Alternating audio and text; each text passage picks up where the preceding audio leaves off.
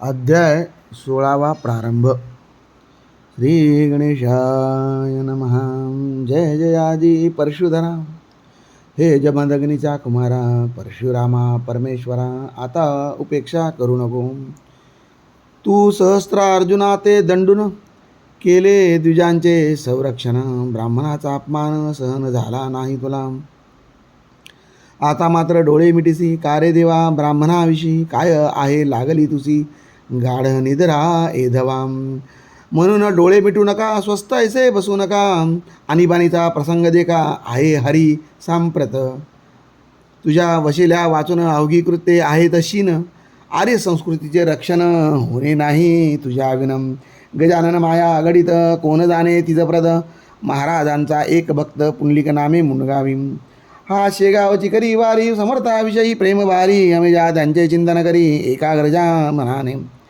त्याच गावी भागाबाई एक डागरीन होती बाई, निष्ठा तिची एके आई ठिकाणासी वसत नसे. ती दांभिक होती फार, सदा दंभाचा बाजार भरून भोंदी नारी नर हाज धंदा तिचा.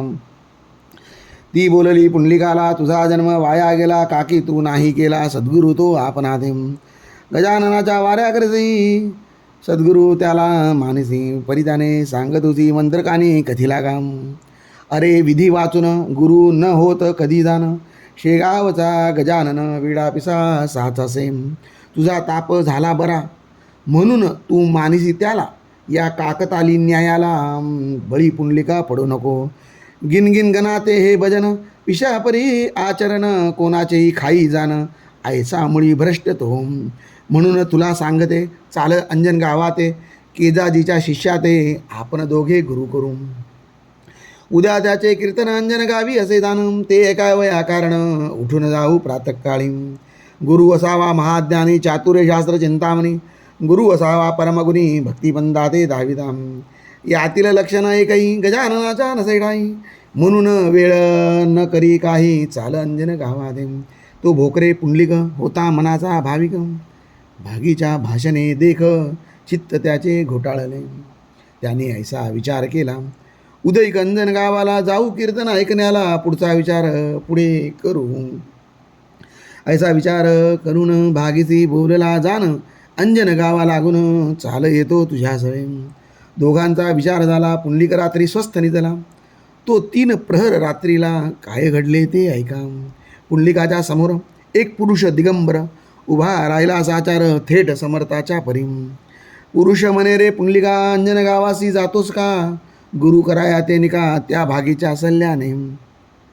जातोस तरी जावे त्वरित, त्याचे नाव काशीनाथ, तेथे जाता फिटेल भ्रांत तुझी वेड्या निश्चय. कानात काही बोलला म्हणून का तो गुरु झाला, लोक कान गोष्टीला कितीतरी करतात.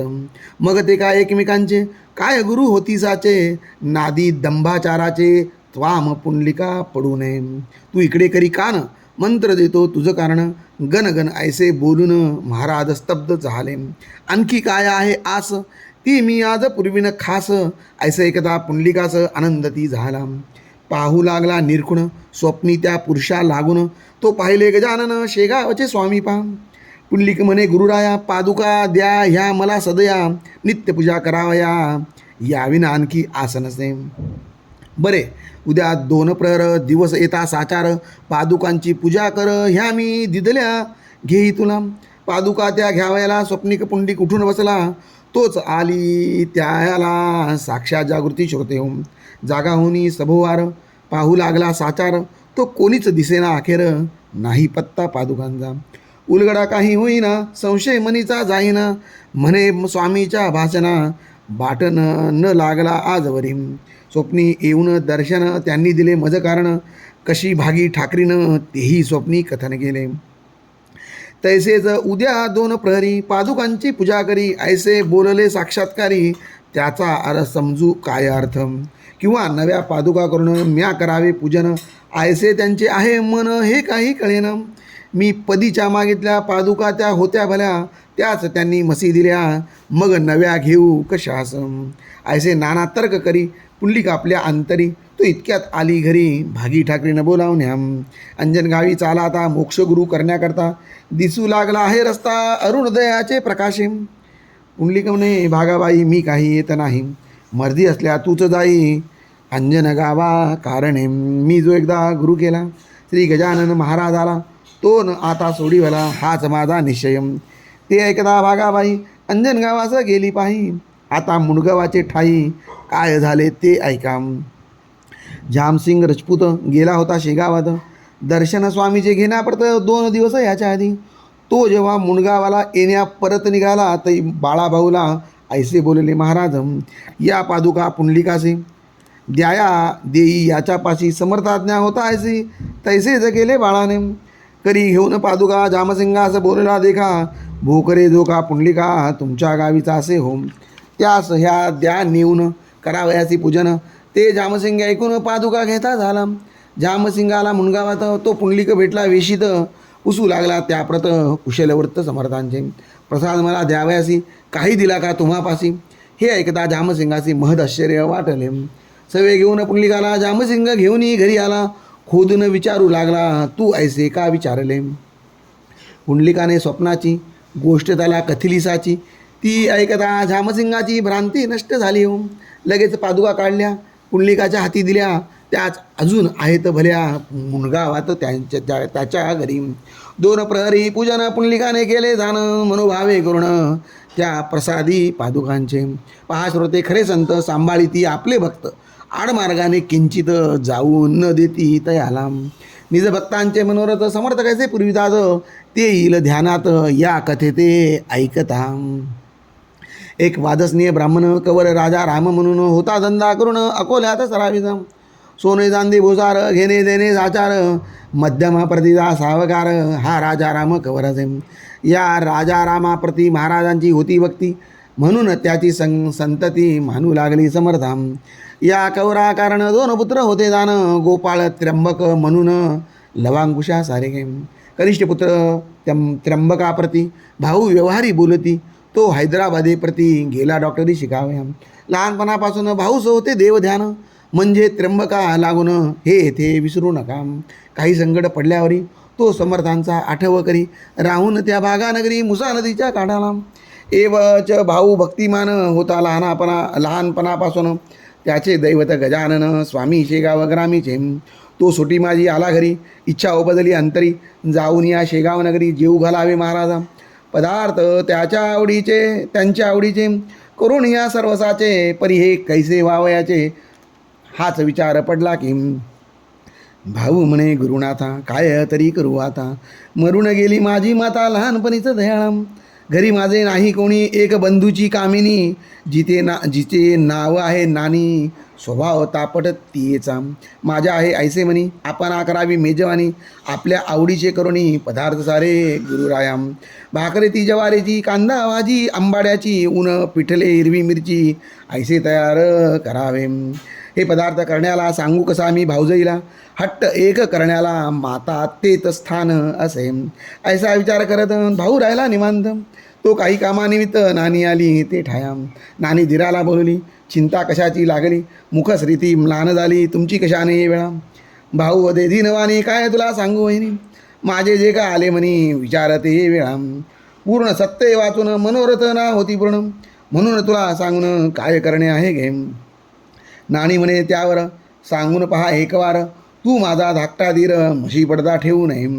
ज्येष्ठ भ्राता पित्यापरी ततकांता माय खरी, मानिली पाहिजे साजरी ते तुम्ही जाणत साम. ते ऐकून भाऊ बसला, नानीप्रती बोलता झाला. नानी माझ्या मनाला आजयसे वाटते, गजाननाच्या आवडीचे सर्व पदार्थ करून जाते. आहेत मला न्यावयाचे त्यांना द्याया शेगावी.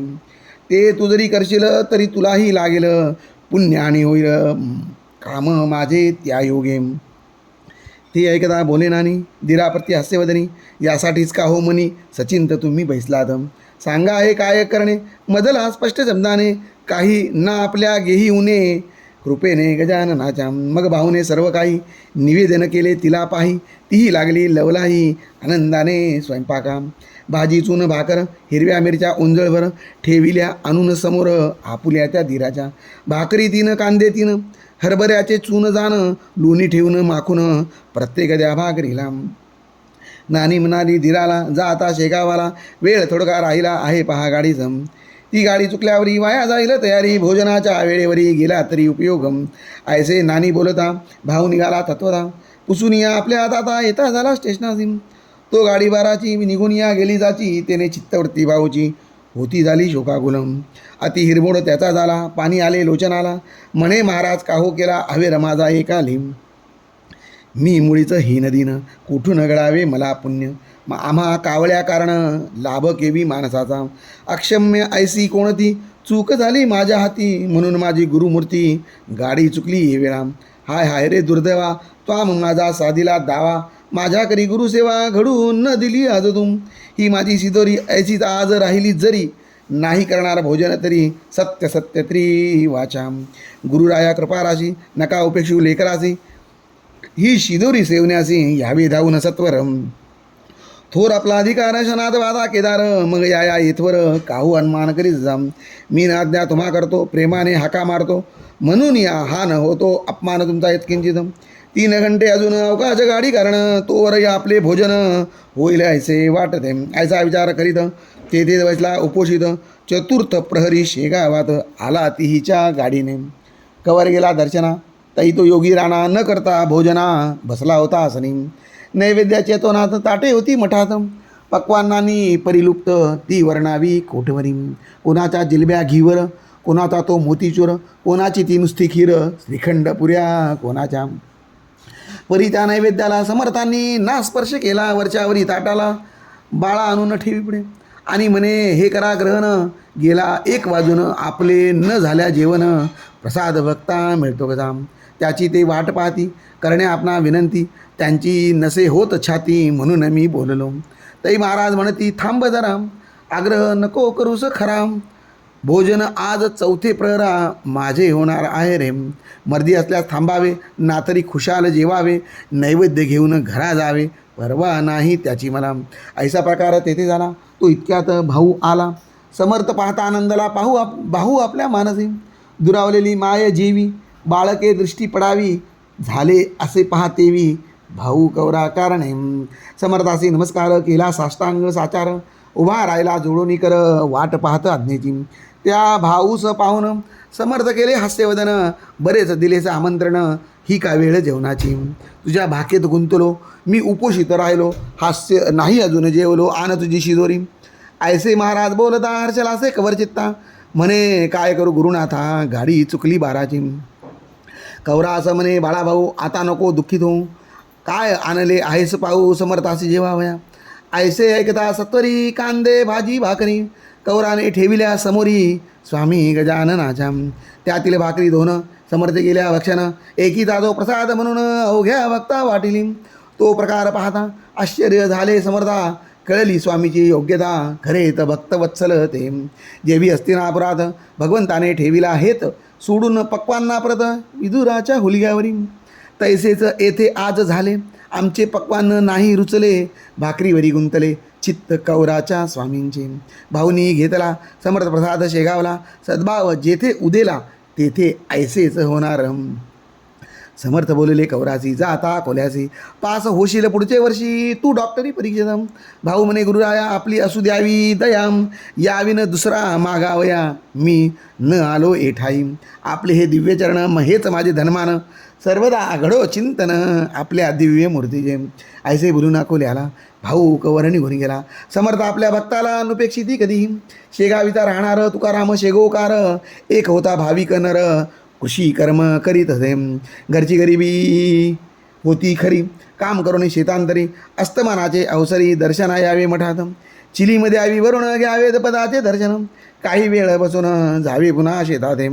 ऐसा नित्यक्रम तयाचा बहुत दिवस चालला साचा, घाला विचित्र दैवाचा तो न घडे तो न कोणा सोडित असे.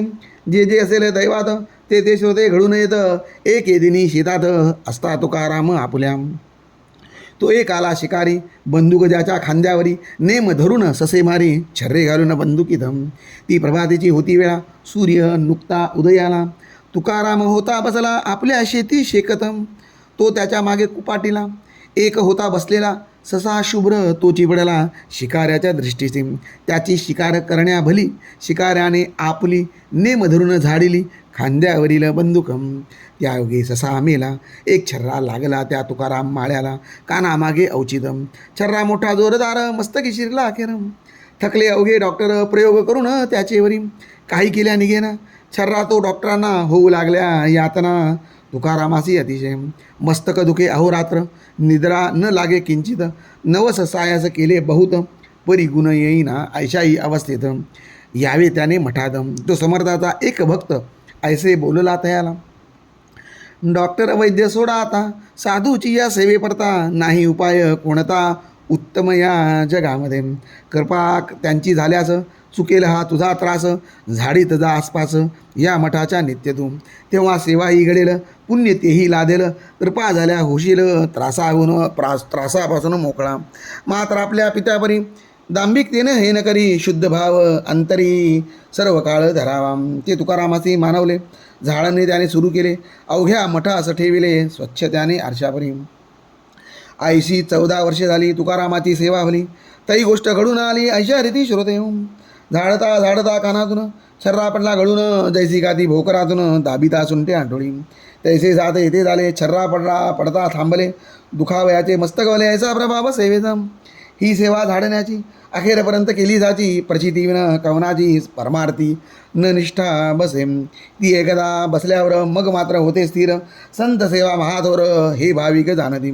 स्वस्ती श्रीदास गणुविरचित हा श्री गजानन विजय नामे ग्रंथ तारक हो. भाविका प्रत भव सिंधू माझारी, शुभम भवतु. श्रीहरिहरार्पणमस्तु. इति श्री गजानन विजय ग्रंथस्य षोडशोऽध्याय समाप्ता. जय जय रघुवीर समर्थ. जय जय गुरुदेव दत्त.